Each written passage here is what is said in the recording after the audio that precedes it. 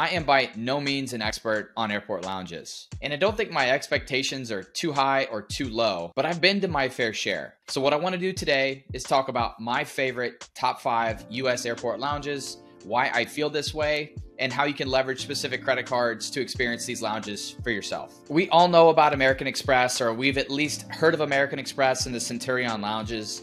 They really set the stage for what an airport lounge and a premier experience should be, and a luxury travel credit card with all the features and the benefits and the ways that they can make you feel like you're a little extra special. What's crazy is that so many American Express Platinum card holders, I would assume well over half, don't use the card for its intended purpose. They don't visit the Centurion lounges. They don't use the card to book flights directly with the airline. Hell, most of them just think it's a status symbol where they can use it to flash to the grocery store to pay for groceries. Little do they know, it's such a terrible earning card. Looking at you, Mom. There's a few exceptions here, like spending to earn a welcome offer, point stacking with Rakuten, or utilizing AMEX offers. But this isn't a video about how to maximize top spend categories with the Platinum card or any other luxury tier card. This is about how to travel in style and leverage these cards to visit these airport lounges when others are out in the airport paying $8 to $10 for a coffee, $20 or so for a cocktail, or sitting at a gate next to some idiot playing a video game on their phone with no headphones. So I've had the privilege of being able to travel for work multiple times per month all over the US for a number of years, and being able to leverage my own credit cards to do so. And for years, my goal was to get to my destination as quick as possible, even if that meant flying on Southwest or flying American through Charlotte and having to run from the E gates to the B gates with less than a 30-minute connection. Well, I had an epiphany. No more Southwest and no more tight connections. So I made some changes and I started going to Admirals clubs using my City Executive World Elite card, and most of this was pre-COVID, a little bit post-COVID. But if anybody's been to an Admirals club, it's kind of like a Marriott courtyard. It's good if there's no alternatives or if you just don't know any better. I still remember getting so many different offers for the American Express Platinum card in the mail, the targeted offers, 100,000, 125,000 membership rewards points. Then I got one that was for 150,000 membership rewards points, and I started looking at the value of those points, and I just decided to apply for the card. And soon after that, I visited the Dallas-Fort Worth Centurion Lounge, and I feel like my whole world just got flipped upside down. Everything changed. The way I perceived travel changed, and I'm sure some of you have felt very similar. So I still have a special bond with the American Express Platinum card and the Centurion lounges, but these lounges are just so packed nowadays. So I started to do some research late 22 and early into 2023, and I added the Capital One Venture X for the sole purpose of using it to enter the Capital One lounges. Say what you will, I am able to maximize value with this card and use the travel credit, but the main reason I got this card was for those Capital One lounges. So I'll add a bit more about these cards and experiences as I go through my top 5. But comment down below if you want to share anything about your journey. I'm always curious when I'm sitting next to somebody at one of these lounges, how it came about, where they have the card, if it's their first time, if it's their 10th time, if they get a ton of value, if they like the food and the drinks and that sort of thing. So feel free to leave comments down below. So I have had the privilege to visit these different airport lounges, and I want to talk about some of my personal experiences. So just keep that in mind. This is one man's point of view, but I do want to talk about the accessibility of these lounges, where they are in specific airports and the terminals, the cards that you can use to get in. And I do fully immerse myself when I go to these lounges, so I don't take a lot of photos or videos like you see with some of the other creators that are walking around with their professional cameras taking wonderful videos. But you can find a ton of those on YouTube of some of these specific lounges that I'll talk about. So that being said, coming in at number 5, the Chase Sapphire Lounge, JFK. These Chase Sapphire lounges are definitely the best looking. They have the best aesthetic, and they also have some of the best bartenders. The drinks were amazing. The view at the JFK Lounge is incredible. Behind the bar, you can see all the international flights coming in and out. So if you time it right, this is a great place to sit at the bar. It's more of a boutique feeling lounge. This is a smaller location compared to LaGuardia in Boston. And it feels like that. It feels like you're going into a cool, hip boutique bar right next to the big popular spot next door with the long line, that being the AMEX Centurion Lounge at JFK, which typically has wait times of 45 minutes to an hour or more depending on when you visit. So the downsides, it's at JFK, and this airport can be extremely chaotic. But the upside of this lounge, it's like stepping into a breath of fresh air compared to the chaos out in the terminal.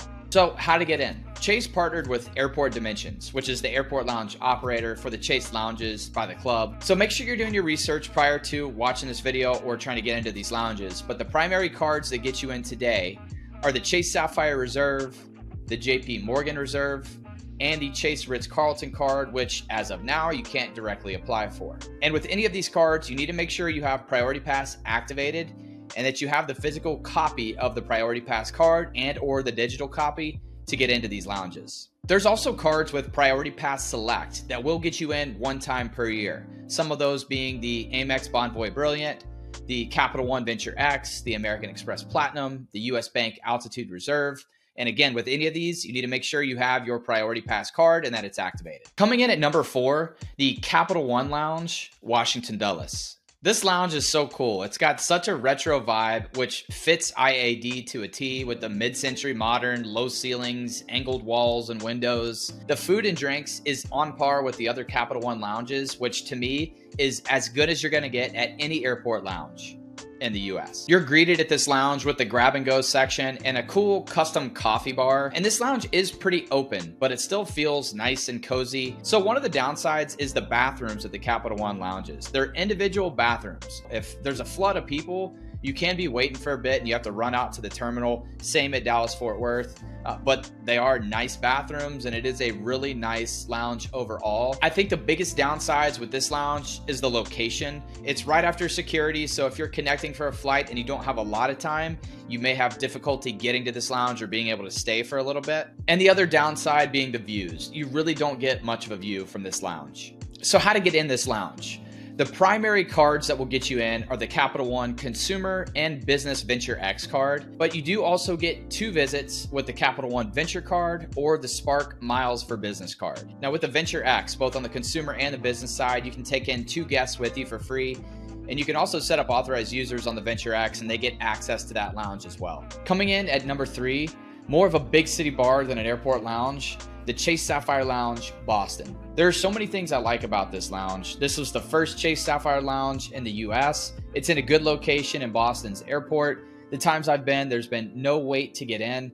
You're greeted with a really cool aesthetic as soon as you walk out of the elevator. I really appreciate so many things about these lounges. The fact that they have broken out secluded areas where you can get work done that are typically around a fireplace or just a nice cozy area that's nice and quiet actually, even with the hustle and bustle of these lounges. And then they have the very social aspect of their open bars and more of the plating style of the food similar to the Capital One, with the individual portions, which I appreciate, versus the buffet style, like at the Centurion lounges, where you do kind of feel like you're throwing slop on a plate. Now, this is just me judging all the top end airport lounges. I do still appreciate the Centurion lounges and the quality of the food, but this is next level. A couple of other things. This one does have the larger upscale restrooms similar to the Centurion lounges, which I appreciate, versus the Capital One individual restrooms that can get a little bit of a wait time depending on how busy the lounge is. And the fact that this lounge has big windows with a view. You don't get the wide bodies like you do when you're at the JFK version of this lounge,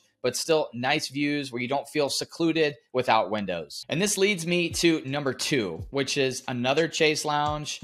This one being the LaGuardia Lounge. Yes, I said LaGuardia. And if you've been there recently, man, such a beautiful job they did with the terminals. It's like next level nice.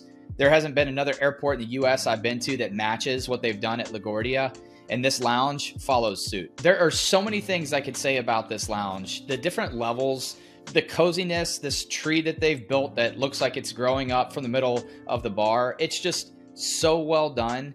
And there's so many different cool areas within this lounge where you do not feel like you're in an airport lounge whatsoever. The interior aesthetic, the great bartenders, the great food options, the fact that you can order food or drinks from wherever you are in this lounge, the spa that's top notch. Now in the kids area, it has the big velvet curtains to get through to the arcade. And there's some sliding doors if your hoodlums are being too loud in the kids area, because it is more of like an upscale polished lounge. I would feel kind of weird bringing my kids into it, but hey, the fact that you can is really cool. And that arcade area with the jukebox and the shuffleboard, just so well done. The aesthetic on these Chase Sapphire lounges, well done, Chase. And again, multiple ways that you can get into this lounge through the Priority Pass access from the Ritz-Carlton, the Chase Sapphire Reserve, the JP Morgan Reserve, and a few other cards that will get you in once a year. I use my Ritz-Carlton card and the Priority Pass to get in, and I can't wait to go back to this lounge. The only reason that I don't have this number one is because it doesn't have views. So now that leads me to number one. And what do you think it is? And in your mind, in your opinion, what is the number one airport lounge in the US to you?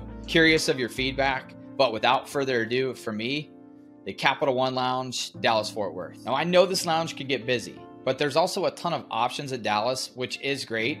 To me, this is still head and shoulders above the other lounges. For example, a few weeks ago, I went to the Capital One Lounge. They had a 20-minute wait. I put my name in and I walked over to the Centurion Lounge, which for some reason had no wait. So I got right in. It was busy, but I got a plate of food. I sat down and I was about to eat, and then I received a text notification that the Capital One Lounge was now ready for me. So I sprinted out of that Centurion Lounge. I was even laughing at myself. The fact that I was so excited to go to that lounge versus the Centurion Lounge kind of shows me how some of my interests have evolved. Once you get used to these lounges, there's no turning back. Now, you probably already know how to get into this lounge based on other videos and some things I said earlier in this video.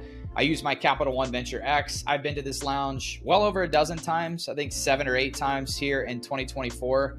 I thoroughly appreciate the food and the different options. The fact that they change up the food on a pretty regular basis is cool. I do love the drink options that they have. To me, this airport lounge really broke the mold for what we thought was an upscale lounge in the US that the Centurion lounges had down. The Capital One Lounge is just a step above.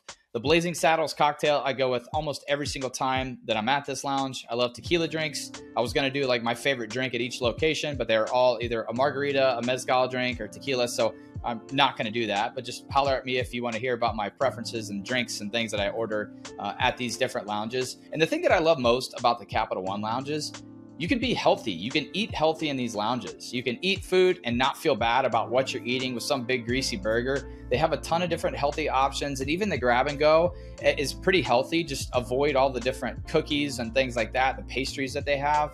But I do love all the different food options, the different draft coffees and lattes, the things that they have, the spa. It's all so well done. The service has always been great. The people are always so friendly in this lounge. And the views, those American Airlines wide bodies, I could look at that all day long. So the Centurion Lounge Atlanta did make an honorable mention, but I'm not really gonna go into detail on that. They did some things really well, some things that I don't really like.